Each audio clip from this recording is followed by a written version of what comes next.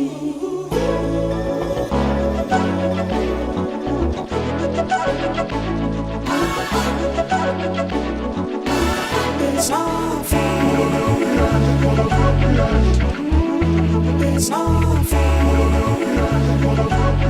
evening, everybody.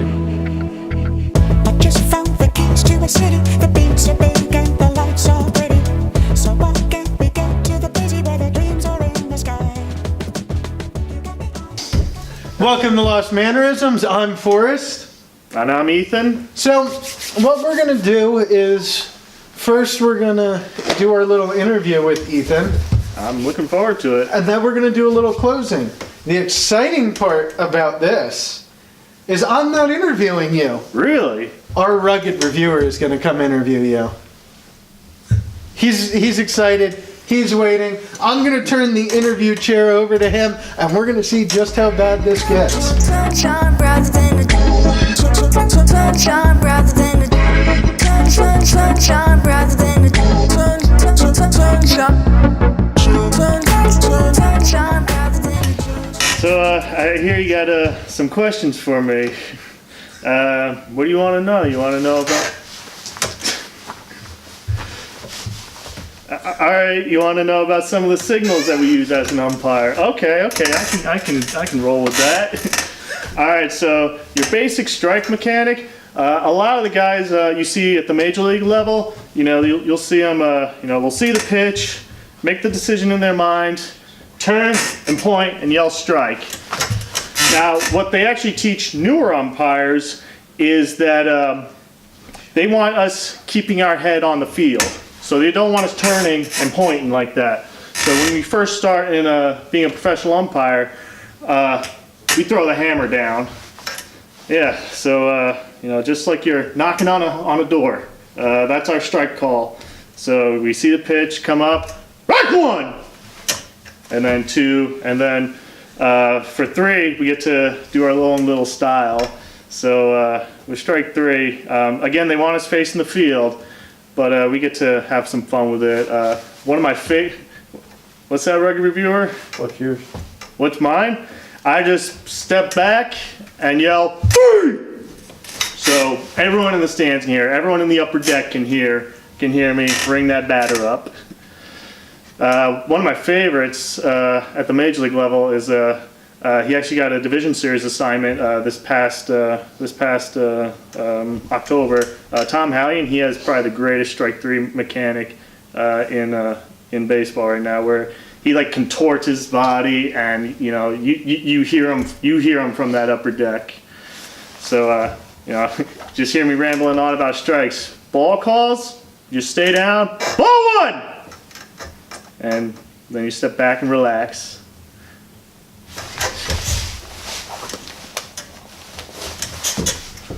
Oh! If I get caught with that, a minimum $500 fine. Players can't have it. Umpires can't have it. If we catch a player with it, he's supposed to be immediately removed from the game. No, not out. Gone. Yeah. So and as an umpire, they want us to be loud. They want everyone in the stadium to hear your call. Can't have a timid guy working the guys. If you gotta, they want big athletic guys working as umpires. You got to handle 50 different personalities on the field, plus the coaching staff. So you got to have an in-charge personality, kind of like you do right now, rugged interviewer. All right. What was that? All right. Yeah. So that's just balls and strikes. When you first start out in minor league baseball, you're only working a two-man crew. So you have a plate umpire and you have a base umpire. So it's just some of the responsibilities that each umpire has when you're working a game. Obviously, the plate umpire calls balls and strikes. He's responsible for plays at the plate.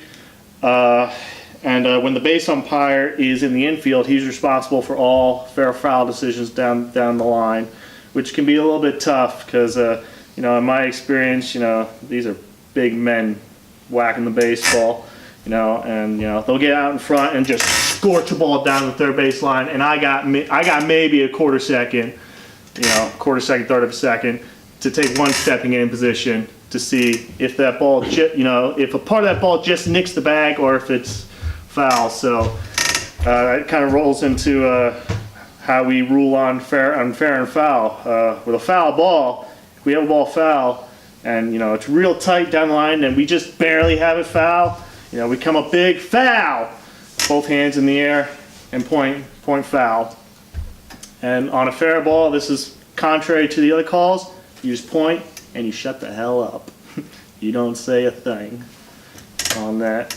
Yeah, unfortunately, thumbs up is that's not a signal that we have. I don't know why we don't have thumbs up. I mean, nope.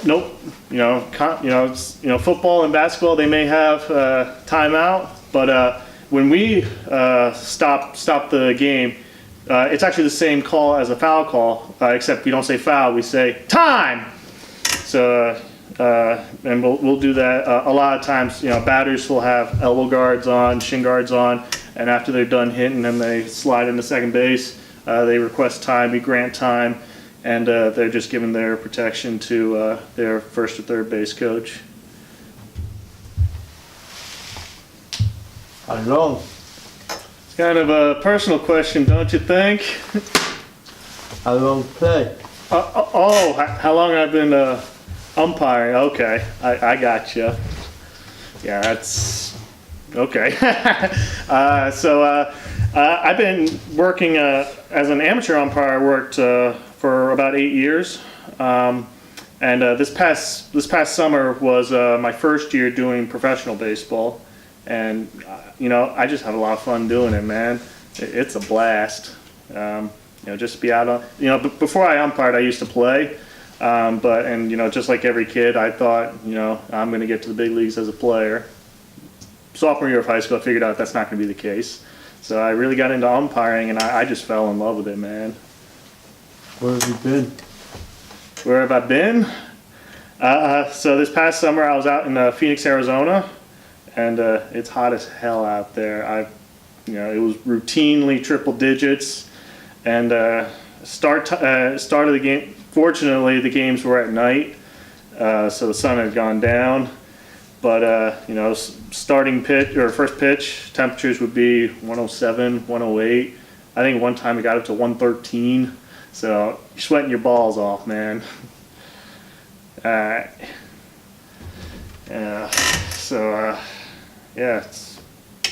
just having a lot of fun doing it. How start? How start? How get into it? Play.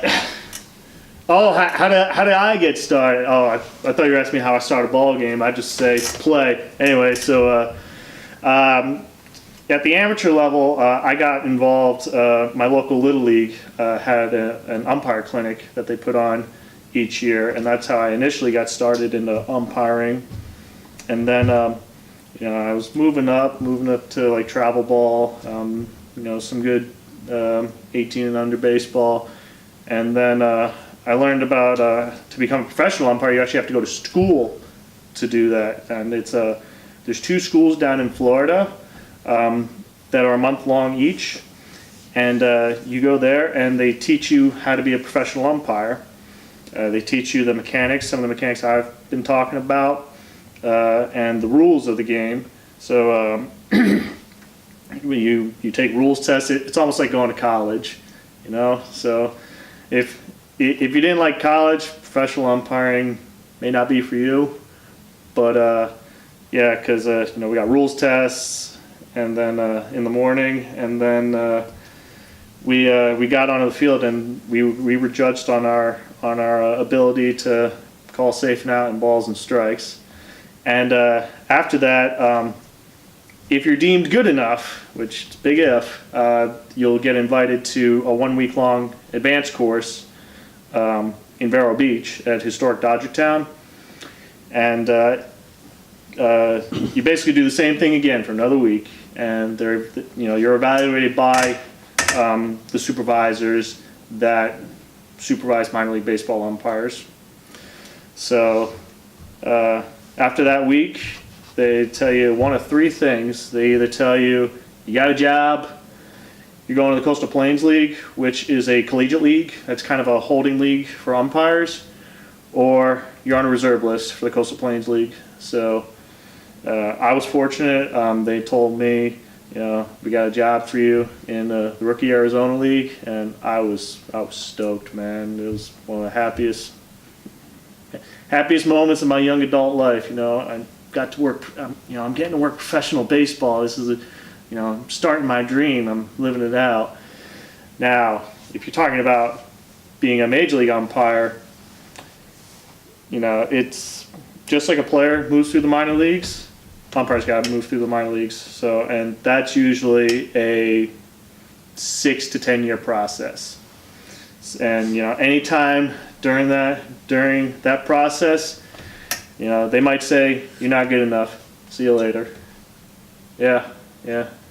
If they say they think you're not developing like you should, you get cut, just like in high school sports. So it's a long process, but it's a rewarding process. Money, it's not great.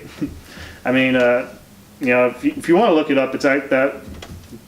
All right, that information is available online, but it's personal salary, so I'm not gonna say exactly what I make, but that information is available online. All right. We had a long show. I gotta kick you out of here. Come on.